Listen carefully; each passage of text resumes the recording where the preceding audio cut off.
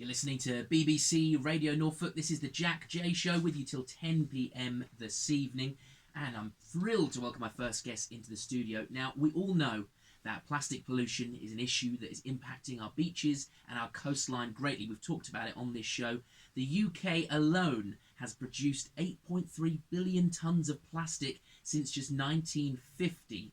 And this weekend, you have the chance to be a part of a huge event that is hoping to make a real difference to one of our beautiful beaches. Now, here to tell us more about this brilliant, we've got Dan and we've got Taylor, who are organising the event. Good evening, gentlemen. Evening. Good evening. Thank you so much for coming in and chatting to us. So, Dan, I'm going to start with you. First of all, just tell us a little bit about your organisation, this whole mission that you've started. Yep, so I'm from Pure Clean Earth. It's an environmental charity that combats waste pollution. And the idea is that through fun, crazy, silly styled events, we inspire people and encourage everyone from all ages to get involved with the change that we're trying to create. And it's about making all of these different events, such as the cleanup events, making it fun and accessible, and the kind of events that your teenager would be happily come to rather than sitting down in the Xbox or watching Netflix. Now that's a tough ask. You're going for a very tough. We're going for it. We're trying. I like it. So I mean, how did you get involved in this? When did you get started getting interested and then physically involved in this side of things? So it's about a year and a month ago when I was in Barcelona. I was working full time. Went to the beach, realised there was a big waste issue, big problem with all these single-use materials on the beach, and I said, no more. Going to pick it all up. Started picking it up. Realised it was not a one-man mission. Started creating events, and from there it just escalated, and we had, within 4 or 5 months, we had 100, 200 people coming out to our weekly events. Wow. And now we're a big charity over in Spain now, and we're growing here in the UK. We've got about 10 to 15,000 followers on our social platforms. So it's really, really starting to gain traction. And we're just excited. We're just having a good laugh. We're just having fun with it all. And when you first started doing this, did you find it was something that you struggled to get people to kind of come and get involved with, or was there an appetite? How was it back, last year? Yeah, the first event, it was me. I had no idea what I was doing. Didn't even know how to recycle properly myself. And just started creating the events. There was 3, 4, 5 people come along to the first few. And then it just got bigger and bigger and bigger. And everyone can relate to this problem because we're surrounded by it now. So I don't think it was hard at all. You go into something full energy, with full effort, and show how crazy inspired you are yourself. People join on. We've just turned the engine on, the eco-friendly engine, and everyone's just jumped on board. So I think it's the same as anything. If you go in full power, full energy, with you show that it's fun yourself, everyone just wants a piece of that. And that's how we've managed to get it grown so big, and it's just going to go bigger and bigger from here once we build up bigger teams. So it's great, and I mean, it's nice that it feels like there is an appetite for this now. Did you feel there's been a change in the last kind of few years for this sort of thing with people? Yeah, I mean, I can't talk for this exact industry from like 2-3 years ago because I was kind of a little bit blind to it at some point. But you can see that all you got to do is look at the news and YouTube and watch how it's all of a sudden the last year it's just boomed. It's just escalated. Everyone's talking about it. You've got very big influential people and famous people talking about the issue, saying, hey, we haven't got time to waste now. The only thing we've got to waste is the plastic from being produced. I was trying to be nice funny there. I'll leave that to you. I like it. And I guess this is kind of a good chance to bring you in, Taylor, because what you're doing with your company is about awareness and branding. Just tell us a little bit about Canco, because this sounds like quite an interesting concept. Yeah, absolutely. So Canco, we're a sustainable branding agency. We work with primarily businesses as a way to help them be more sustainable, show the world they're more sustainable so that people can actually understand their actions and their desires for a better world. And obviously we wanted to find a way to impact general public and the wider world as well. So obviously a part of what we do, as well as working with companies, we wanted to do something. So working with Dan has allowed us for an opportunity to do more impact. Get hands on. Yeah, absolutely. Because this must be something that's kind of an interesting thing for businesses, or do you find, which is that people want to be responsible, but at the same time they're looking at the bottom line, aren't they? Basically saying, right, okay, this cup costs this much, this cup costs this much, and it is part of your job almost trying to convince them to say, look, you need to spend those extra few pence, and how they do it. Yeah, being sustainable pays dividends at the end of the day. It is proven that not only being more of a purposeful business, but being a more sustainable business actually in the long run ends up for a more profitable future, which is nice for businesses and for the general people who are buying, the consumers. And how is that? When you say that, is it because people prefer to give their money to companies that are showing they're making efforts? Yeah. In essence, people want to be purchasing things which are kinder to the world at the end of the day. And it's a simple fact. People are becoming aware of it, and if they can continue to have things, nice things, and knowing that it's doing better for the world, then it's a two-way street, and it's a win-win. Yeah, exactly. And like you say, it's kind of a little bit depressing in a way, but getting businesses involved and making them understand actually it's good for business is a big part of it, because playing on the conscience of people that are business people, it's not enough, is it? They're always going to, like you say, follow the money, as it were. And I was quite shocked to find out, I mean, I don't know too much about this, but the actual business of recycling, as it were, like it is a pretty huge business, isn't it, of where our stuff goes once it gets recycled. Absolutely. Yeah, I think we'd need a few hours to talk about this in depth. But I mean, in essence, for people that don't realise, how kind of does it work? Yeah, I mean, look, there's a big push for talking about recycling right now, and there's a lot of people outrightly saying it's greenwashing. We shouldn't be recycling. And to some respects, we really, shouldn't be focused on it right now. It is happening, but it's not happening at any scale compared to what we're actually producing. The amount of waste that we're producing, specifically plastic, for example, we are not recycling the amount that we're producing, and we're set to produce more and more and more. It's growing rather than reducing, even though we're becoming more conscious, because it's just such a demanding, an in-demand material. So we won't be able to catch that up. And let's say we're at, worldwide stats say that we're at 10% of everything that we put into the recycling bin. That's all that gets recycled, 10%. And those stats might even be bigger than what the reality is if we really look into it and take away all the, it's tough to explain right now. But if we want to make that difference, the best thing that we can possibly do when it comes to combating waste pollution and plastic pollution is to refuse it, reduce it, replace it with reusable items that. For the bottle, for example. Yeah, well, see, I feel good. You got it as well. We have our metal bottle here. This is a prime example. It's just one example that you can use. That you've got this. If we make this cool and fashionable, then we can have one bottle that lasts for 10 years, and you've just reduced all of that plastic waste. Now, it's going to take time before we reduce loads and loads and loads of all the other different types of materials. But if we work hard at it, that is the solution. We should still recycle what we've got. And if we are, it's the unavoidable items, we've definitely got to recycle that. But we can't be putting, whole 6-month term education for children right now on recycling alone, when we know that's the last thing that we should be doing, because we should be focusing on not having to recycle to start with. Sure, yeah. So it is a very complex situation we're in, and that's why education is so important right now, and it should be a very, very, very important subject and a priority subject in all schools.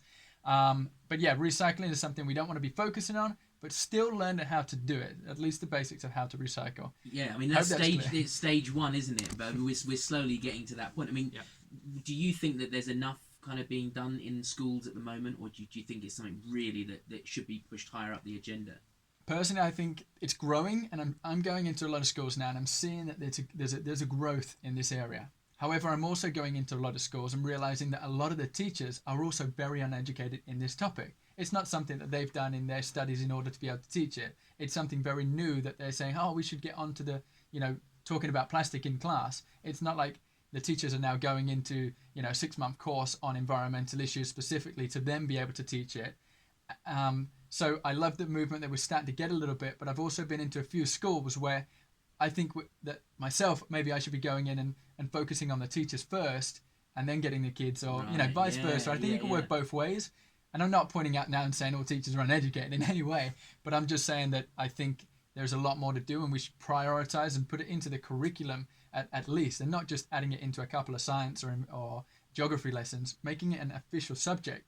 It's our planet we're talking about, and we should prioritize learning about it. Yeah, no, I think you're absolutely right, and it does feel like there's an appetite from younger kids and a younger generation to kind of soak in more of this information that's out there. Yeah, and so how long has your company been going, Canco? So we've been going roughly 2 years. Okay. And it's been one interesting 2 years, or two interesting years. And it's been interesting. You find that with children, actually, it's really interesting that how from such a young age now, like you look at technology they're advancing. Obviously, they've got an abundance of technology in their hands, so they're able to see a bigger impact, actually. And I find this really, really interesting how they're basically looking around and going, wait a minute, this isn't right.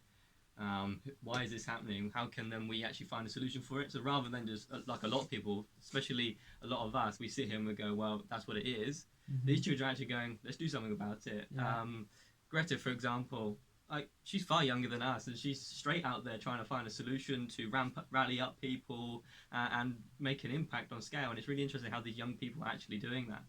And I suppose there's a positive side to social media and the internet, which is it makes the whole out of sight, out of mind thing a lot harder, doesn't it? Whereas before you're getting chipped away, you're not seeing it maybe through the news agencies, whereas now all of a sudden these stories seem to be surfacing, don't they? You know, you start realizing now that they're finding the materials that are very unique to this location here, for example, or in the Netherlands or in Germany or whatever, and then all of a sudden you find like tons of it washed up in a country in the middle of Asia, and you then start thinking, hold on a minute, maybe we are creating a problem, and we're seeing it all on the internet washing up in different locations around the world due to the flows of the oceans and everything.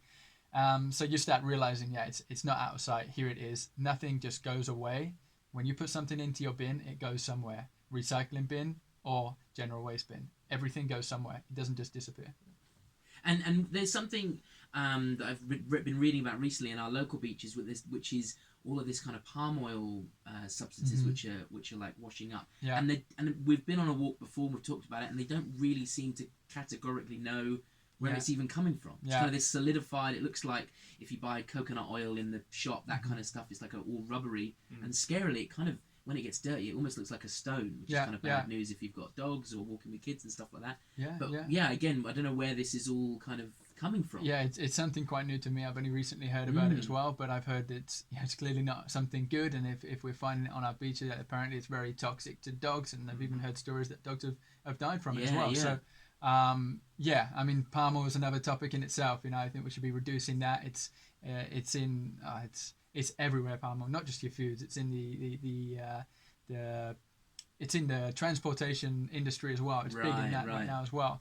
That's a tough one, but we got to reduce the palm oil that we eat in different foods, and we're finding all sorts on the beaches. You realize that everything you do, every single thing you do, you need to start being conscious. We all need to start being conscious on what we do. We can't just do something and think, oh, that's because I've always done it. We just need to start, questioning one thing at a time. Why have I got this? Why? What is this? What is this? Bit by bit. Well, it is true, because even if I'd consider myself to be a conscious person. Everything else, conscientious. Like on the way in today, I had a cup of coffee, I had a sandwich, and I suddenly looked down and I thought, well, the cup, I can't really recycle that. Maybe the lid I can, the spoon. It was just, I had like 6 or 7 items that were made from plastic just out of nowhere, and you kind of think, this is absolutely crazy. But I think the actual great thing you've done there is you've just questioned yourself. That's the most important thing for the journey, is that once you start questioning yourself, you could understand what you can do. And that's the nice thing, and this is where this event actually comes in quite nicely, is because people are going to go to it and they can begin to actually question what they're actually doing in their personal life, and it gives them the ability to go, okay, so I do this, what can I replace it with, which is far more sustainable, has a longer life, doesn't affect anything for a longer period of time at least, and that way you really, it's a really nice way, and I think these events allow for that that sort of thing to happen. Well, let's talk a little bit about the event itself then, because one of the things that you said was really important, is that it looks and feels very different from it being, a kind of a boring day of going around, or being work almost. You're trying to get kids there and families. So what kind of stuff did you start to infuse and start to do on these beach clean days? So the beach cleans that we run are very unique to your everyday litter picking meetup. They're almost completely different. I go to cleanups around. I've been in a few different ones in Spain, here in the UK, and quite honestly, if they weren't the way I did them, I probably wouldn't go. I would do it for a few minutes, but I would get really bored. And this is how we came up with this idea of just making it fun, silly, positive. Like everyone that comes, we high five everyone. We get everyone into little groups. We'll be doing team games, the silliest photo of the day, the weirdest item that you find of the day, and just being as silly as you can. If you want to do some dancing and video some dancing, tag us on the internet. It's like something you go and you're like, oh my god, I can't wait for this activity or this activity. And as a side product, you're actually cleaning up the beach and saving the planet as well. And we then get everything at the end. We do a big trash drop. So we throw all of the waste materials on top of me at the end. And just to kind of show what the animals and the environment is living in every single day. And then we will separate all of that into 15 to 20 individual different materialized categories to work out how much kilogram and how much of these different materials are we collecting and finding, and how can we enter them into different statistics online and different organizations and foundations to realize what is the problem and how can we tackle it. So the idea of it is, it's not about how much waste we pick up. It really doesn't matter how much we pick up. It's about how many people can we infect with this new mentality of trying to be the game changers, and especially the kids and the teenagers. I spoke to you briefly off air about how it's about getting these teenagers involved, because the kids love it, the elderly people love it. The teenagers are my focus right now. If I can get all those gamer dudes and the makeup bloggers on YouTube involved, then we win. We will change the world, and that is the focus point right now. So the beach cleanups are fun. We're going to have, hopefully we'll have 100+ people on this event this weekend. Mm-hmm. We'll have like a little drone up in the air to take cool shots. We'll make some vlogs and videos. We'll just be crazy, silly. We will look like lunatics, but it will be amazing, amazing. Right, okay. Well, and also, so it starts at 10 to 11, is that right? 10:50, is that on? It's 10 to 11, yeah. I think so. Okay, and then it goes on till about kind of mid-afternoon, something like that? Yeah, we'll run for a few hours, That's how you get on.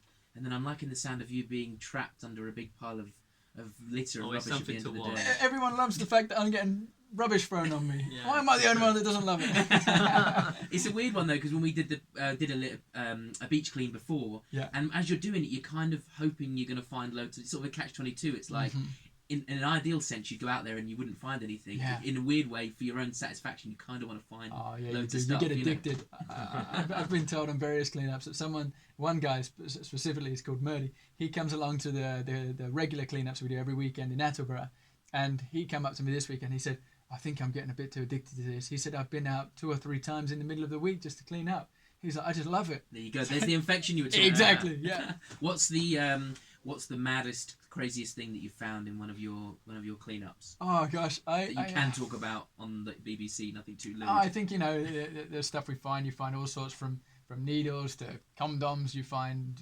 suitcases, shoes. I had a joke with the EDP guys that filmed us one day, and I said that we found loads of dead rats and they put it in the paper. Anyway, we haven't at the moment, but I thought that was quite funny. You find everything. Everything that's waste material, you'd be surprised. If you go to a landfill, we find anything that goes into your green waste bin. So the weird things, everything you can imagine. That we're throwing away. Yeah. And then just give a shout out to everyone of where they can find the best place to head to online to track you guys down for the event. Yeah, so I mean, we've got the two of us here. You got me. I'm from Pure Clean Earth. It's a charity. And you've got Taylor from Canco. The event is, I think all of it is going to be on the Can Collect Facebook page. Or you can go into the Pure Clean Earth Norfolk Facebook group, and all of the information's in there. It's the same thing, but that's where the community is now building up to talk about it.